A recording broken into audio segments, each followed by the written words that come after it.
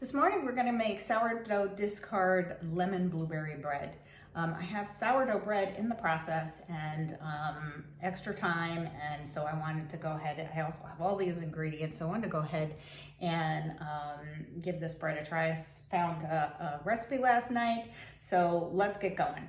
In my mixing bowl, I have a cup of sugar. I did use regular cane sugar, much to my dismay. I would prefer to use something else like a monk fruit, but I don't know how this recipe is going to perform, so I want to make it the first time the way that pretty much the way that she has it made.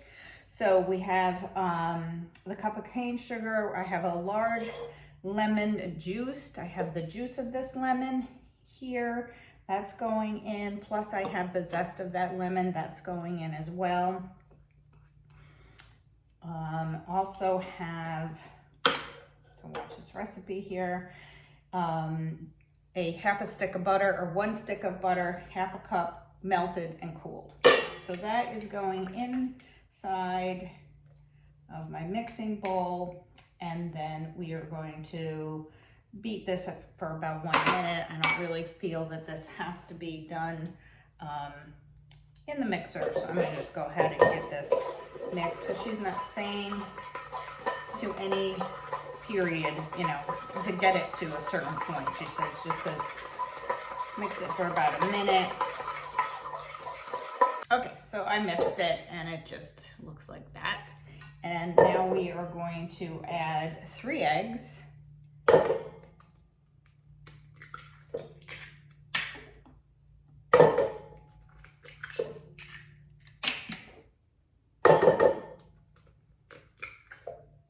Quarter of a cup of avocado oil,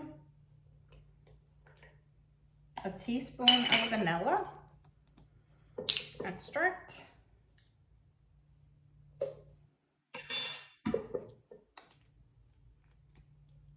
and a quarter cup of milk. So I'm using raw milk, so this is gonna have a lot of cream. I just got it the other day. It's gonna have a lot of cream on top. So I'm sure that'll only enhance the product. So all of that in here. And now I am going to go over onto my mixer, and we are going to beat this until combined. Okay, so I have that mixed up with the sourdough. So the sourdough discard is in here with the eggs and the butter and the lemon and all of that. So now it calls for 1.5 cups of all-purpose flour, plus a little bit more for the blueberries. I have, so I'm gonna do 1 cup of all-purpose, but I also have some fresh mill flour that I milled for this loaf of bread that I'm making this morning, and I kind of wanna see what this result would be. So I'm going to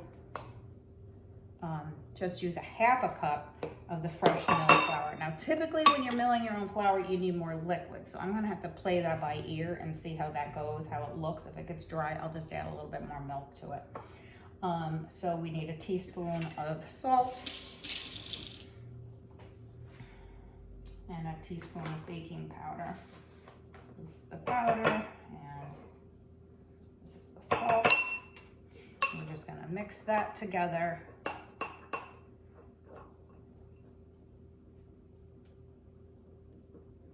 And then we're gonna pour into the wet ingredients. Now, this almost always happens to me where it says to do the opposite, pour the wet into the dry, and I always have my bigger bowl with the wet, so I'm always going the opposite direction. It doesn't seem to be a problem. It seems to work, so don't overmix. That's a big thing with quick breads. Pour the wet into the dry, fold it until everything is incorporated, and don't overmix. So we're not even gonna put it on the mixer. Again, with a quick bread, you know, if you like your mixer and that's what you wanna do, do it, but it's really so simple to just go ahead and mix these things together. We're gonna also be making a crumble to go on top of this. So that will be next. And that just looks like this, okay? All right, now we're going to toss the blueberries with a tablespoon of flour. So I had, mostly had fresh blueberries, but not all. So I need that tablespoon of flour. I'm gonna put that back in here. this is my cup. I needed a cup and a half. If I am remembering this right. Yeah, 1.5 cup of blueberries. So I had a cup of them. I'm gonna put them in there, and I always have frozen wild berries, so I'm sticking half a cup of those in there too. I've drained them so that they would be not as wet, because when you use frozen blueberries in a recipe like this, they're gonna run. So the purpose of the flour is to make sure that they don't run as badly. And you know what I mean by running, they're gonna go all over the place. So, toss the blueberries, fold, and then we fold them in. So simple stuff. Gently just put them into the batter. And that is a beautiful thing. I just love this time of year when we have at our disposal fresh blueberries. I was at a farmer's stand last night getting those peaches back there. I can't wait to make a peach pie. Look at them, they're so pretty. Okay, so this is gonna be ready to go in the loaf pan, and I'm going to make the crumble next. Okay, so I've put my batter into my loaf pan, and now I'm gonna make the crumbles. In here I have 2 tablespoons of cane sugar, 4 tablespoons of melted butter,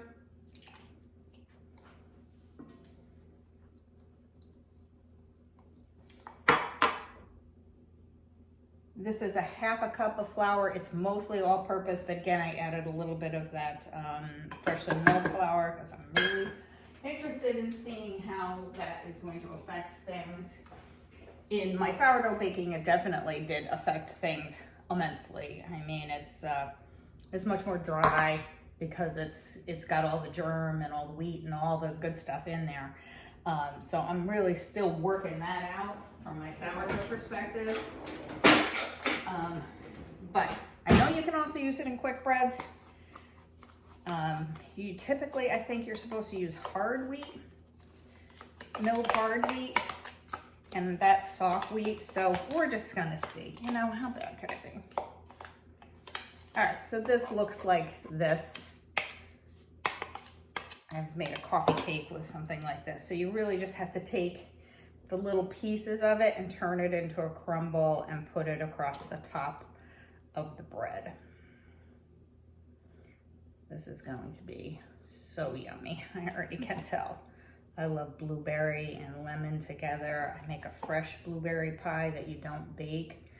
I'll have to do that recipe sometime because that is a unique one. But you want to just cover the whole thing because you don't want to run out. So I try to get like the majority of it on so that I know that I have at least some in all spots, and then fill in with whatever is left over. And that is it. And then it goes into a 350-degree oven for 60 minutes. Always kind of know your oven. You know, mine cooks up a little bit on the hot side, so I'll probably check this in about 50 minutes. Let me show you what it looks like before it goes in the oven, and then we'll look at the finished product. So that's what we have here. Okay, 350 for 60 to 70 minutes is what they're saying. I'm gonna check mine in